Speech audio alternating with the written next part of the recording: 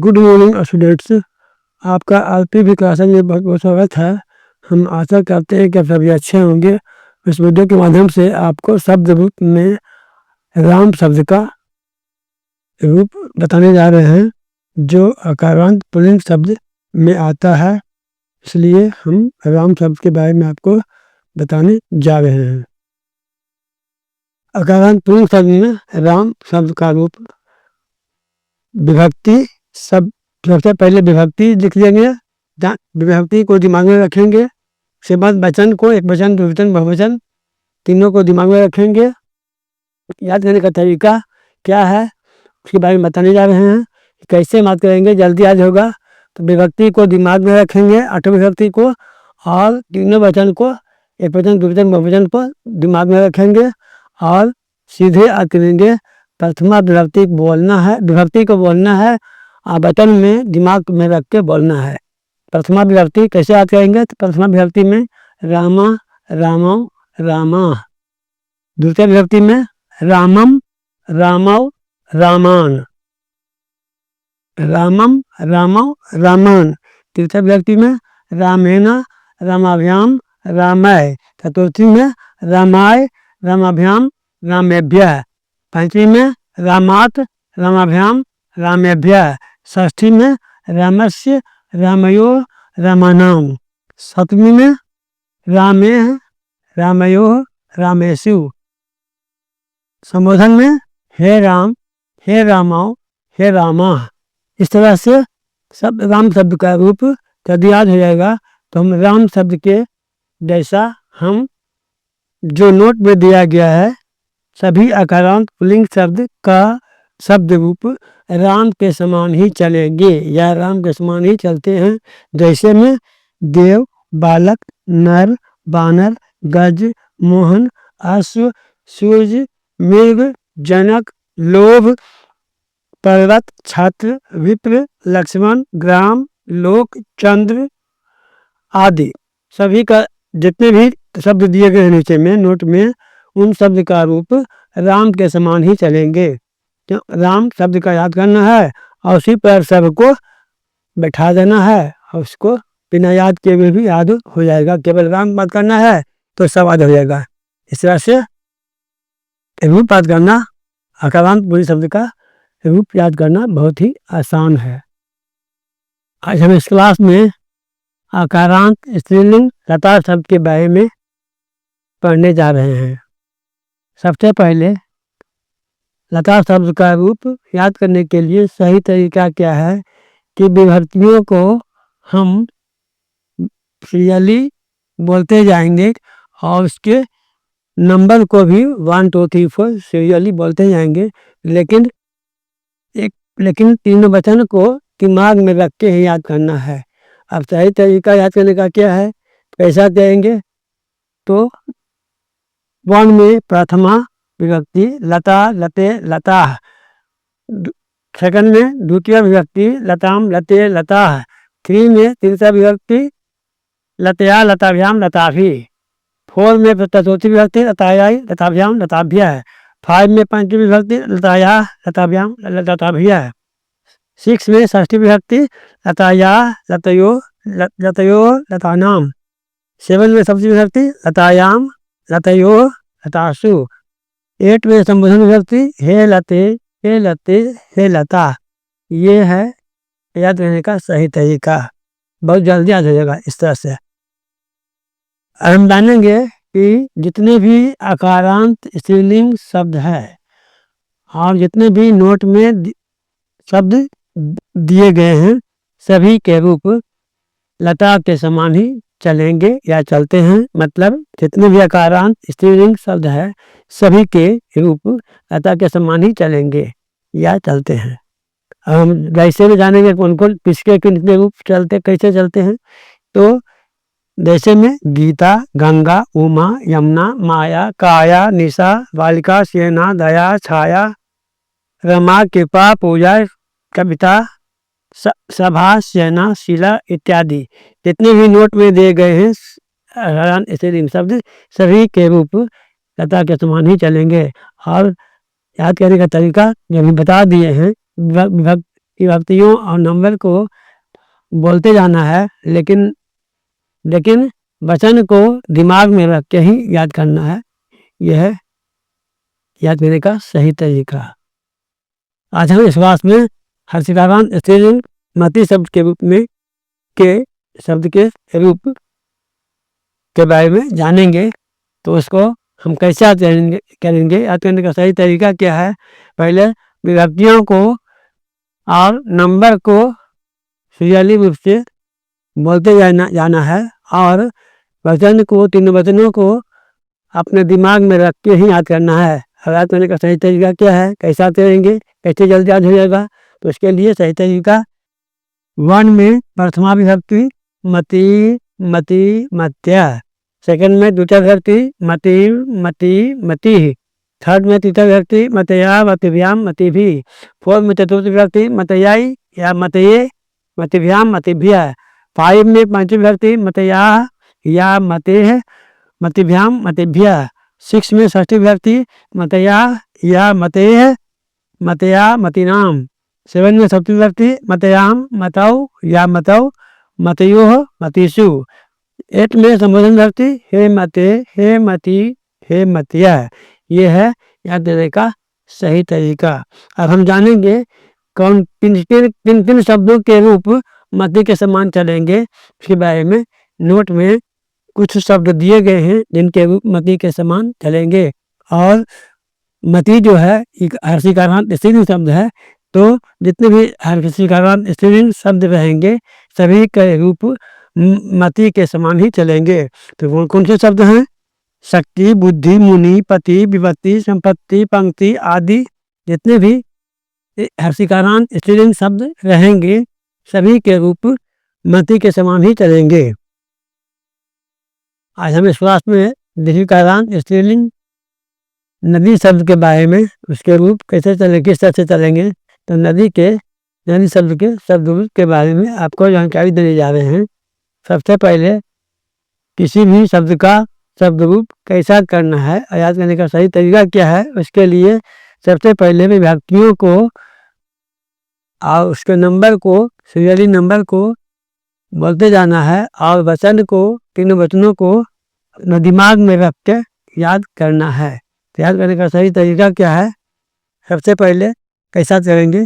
तो वन में प्रथमा विभक्ति नदी, नद्यौ, नद्या।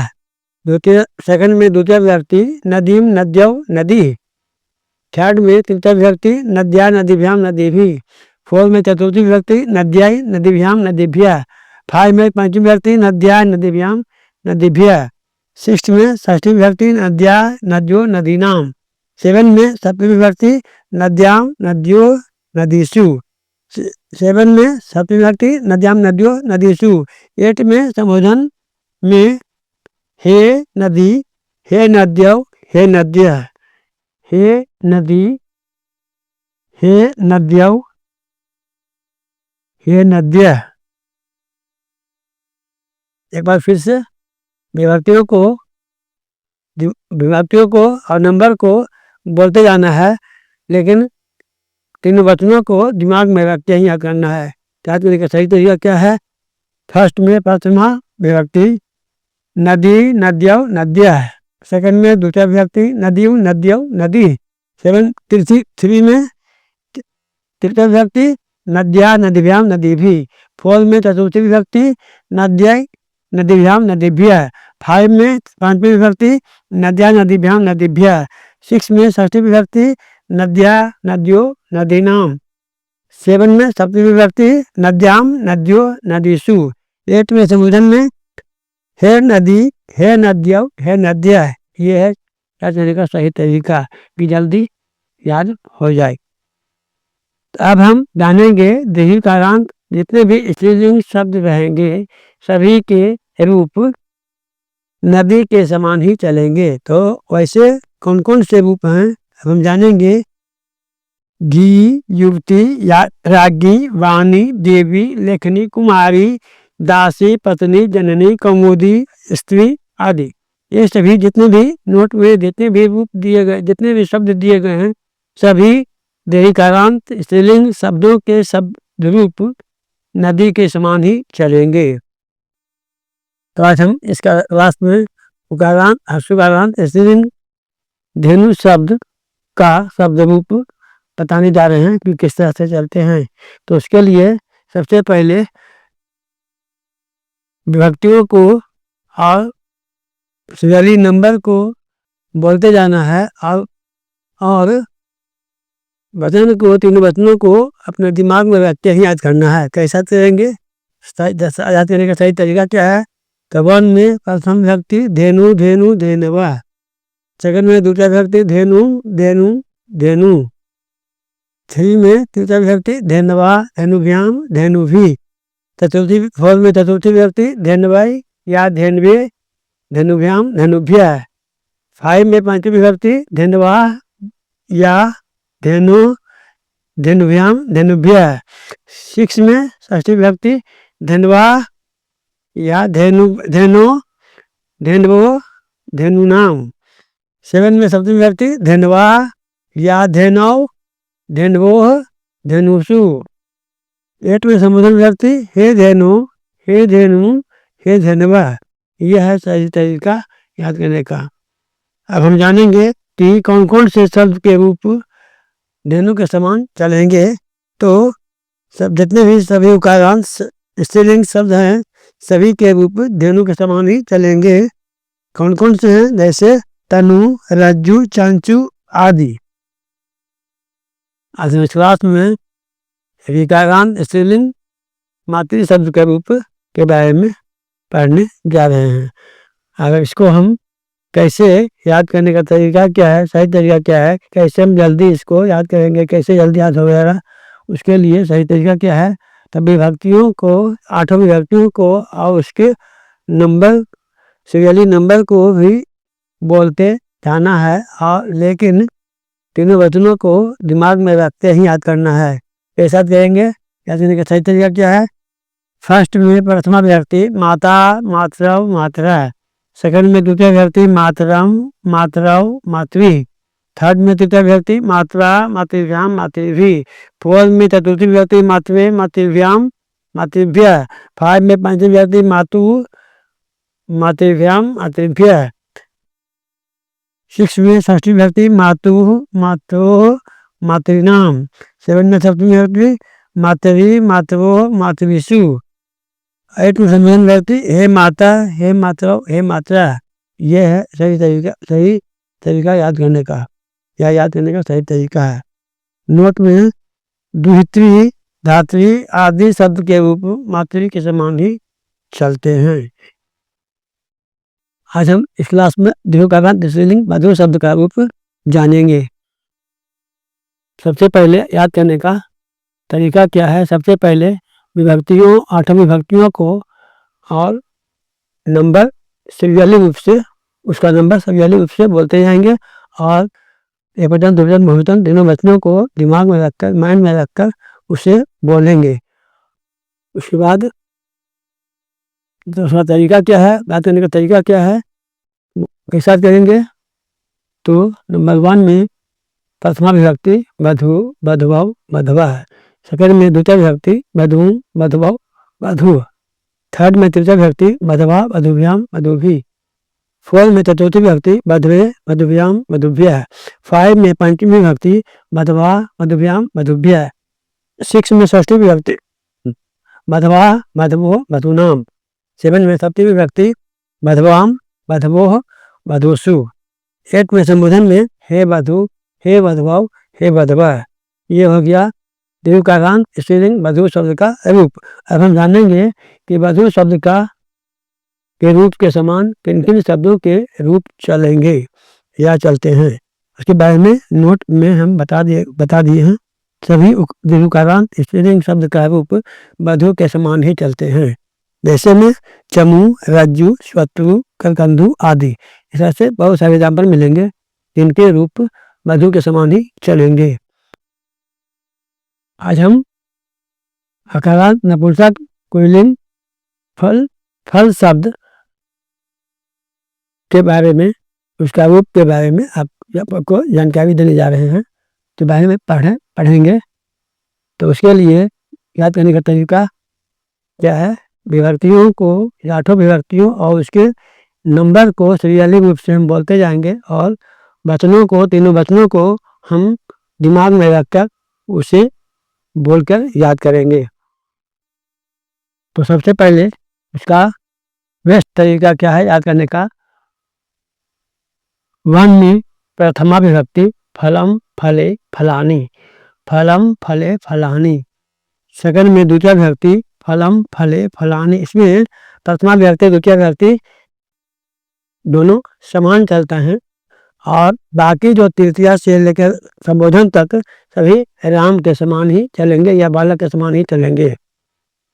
केवल प्रथमा द्वितीय विभक्ति दोनों समान चलते हैं, दोनों एक ही रहते हैं, बाकी सब राम और बालक के समान चलते हैं।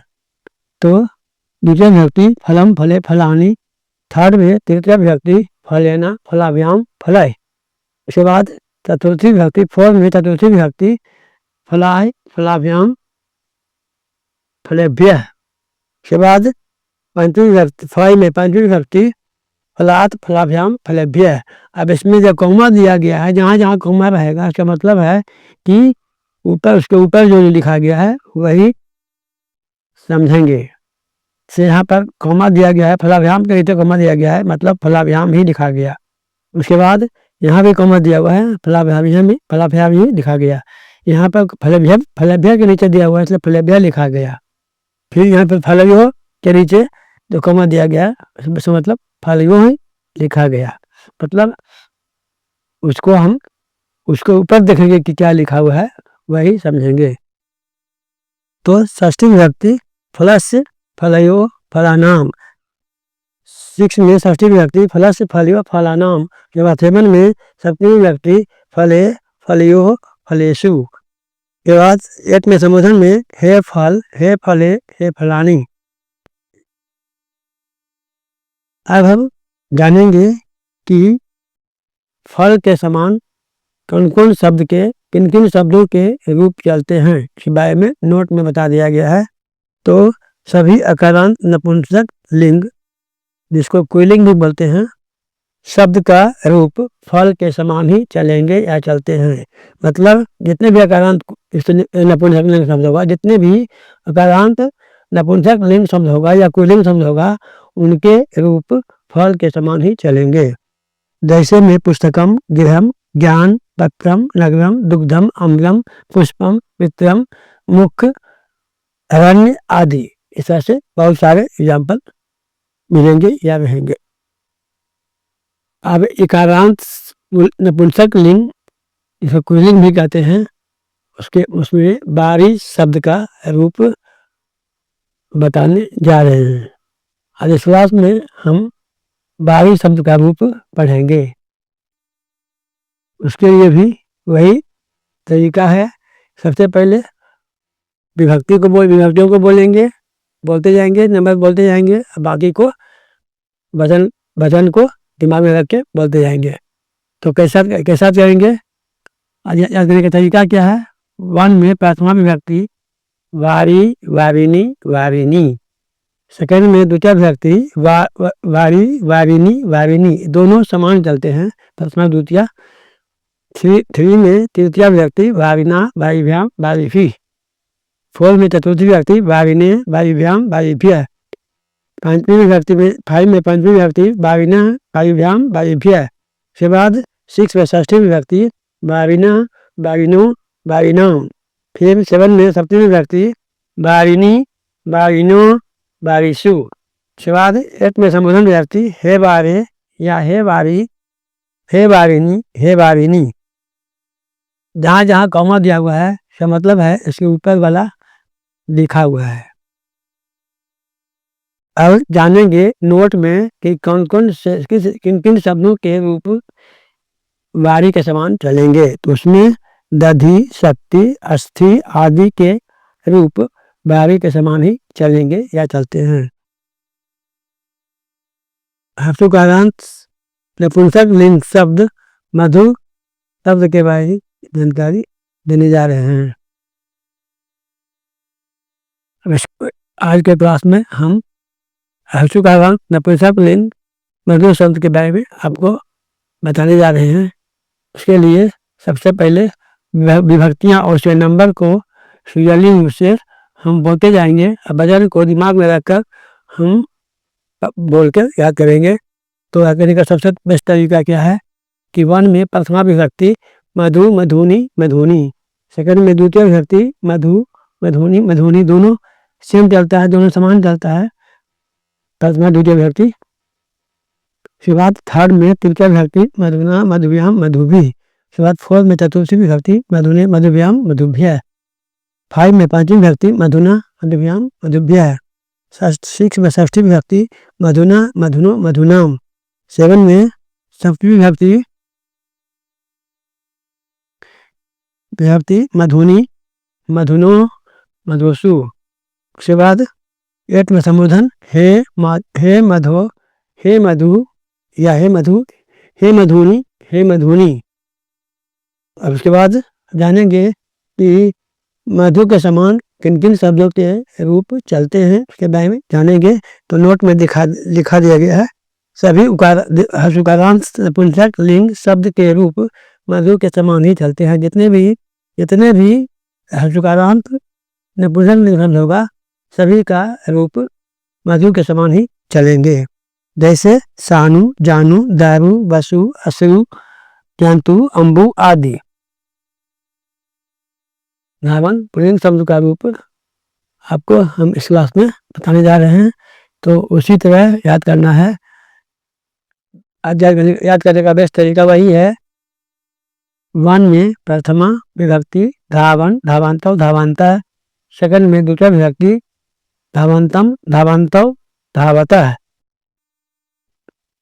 उसके बाद थर्ड में तृतीय विभक्ति धावता धावत धावतभ्याम धावतभ्याम धावतभी।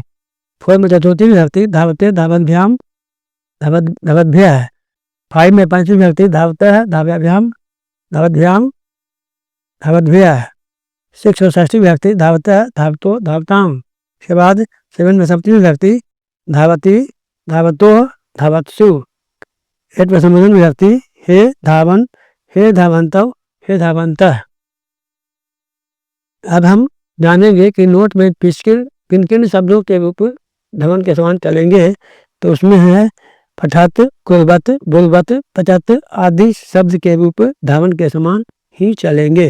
मतलब जो दिया गया नोट में जो शब्द दिए गए हैं उनके रूप धावन के समान ही चलेंगे। आज हम जानेंगे कि वैजन पुल्लिंग शब्द का रूप कैसे चलता है, किस तरह चलता है। तो उसके लिए हम उसको याद करने का तरीका जैसे बताए हैं वैसे याद करेंगे। कैसा करेंगे सब याद करने का सब बेस्ट तरीका क्या है। नंबर 1 में प्रथमा विभक्ति राजा राजानो राजाना। सेकंड में दूसरा विभक्ति राजानम राजानो राज्ञ। थर्ड में तृतीय विभक्ति राज्ञा राजभ्याम राजभी। के बाद फोर्थ में चतुर्थी विभक्ति राज्ञे राजभ्याम राजभ्य। 5 में पंचमी विभक्ति राज्ञ राजभ्याम राजभ्य। 6 में षष्ठी विभक्ति राज्ञ राज्ञो राज्ञाम। 7 में सप्तमी विभक्ति राज्ञी या राजानी राजनी राज्ञों राजसु। 8 में संबोधन में हे राजन हे राजानो हे राजाना। अब नोट में किन किन शब्दों के रूप वादन के समान चलेंगे उनमें पथिन युवन यौवन मधुबन स्वर्ण स्वर्ण आदि शब्दों के रूप वादन के समान ही चलेंगे। जो शब्द दिए गए हैं नोट में उन शब्दों के रूप वादन के समान ही चलेंगे। आज हम जानेंगे इस क्लास में भगवत पुल्लिंग शब्द का शब्द रूप। उसके लिए उसको याद करने के लिए सबसे बेस्ट तरीका है कि विभक्तियों और उसके नंबर को बोलते जाना है और वचन को तीनों वचनों को दिमाग में रखकर उसे बोलकर याद करना है। तो फर्स्ट में है प्रथमा विभक्ति भगवान भगवंतव भगवतः भगवंतः। सेकंड में है द्वितीय विभक्ति भगवंतव भगवंतव भगवतः। 3 में है तृतीय विभक्ति भगवता भगवद्भ्याम भगवद्भी। 4 में चतुर्थी विभक्ति भगवते भगवद्भ्याम भगवद्भ्यः। 5 में पंचमी विभक्ति भगवतः भवद्भ्याम भवद्भ्यः।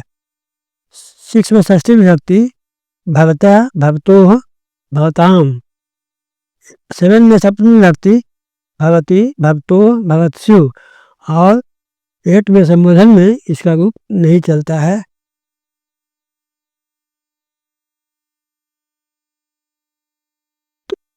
वीडियो यदि आपको पसंद आया हो, अच्छा लगा हो, तो वीडियो को लाइक कीजिए, अपने दोस्तों या मित्रों के साथ शेयर कीजिए। यदि आप इस चैनल पर नए हो तो मेरे चैनल को सब्सक्राइब कीजिए और बेल आइकन को प्रेस कर दीजिए। साथ ही साथ वीडियो कैसा लगा उसे कमेंट के द्वारा हमें अवश्य बताएं। लाइक, सब्सक्राइब और कमेंट करना ना भूलें। करते रहिए। Thank you.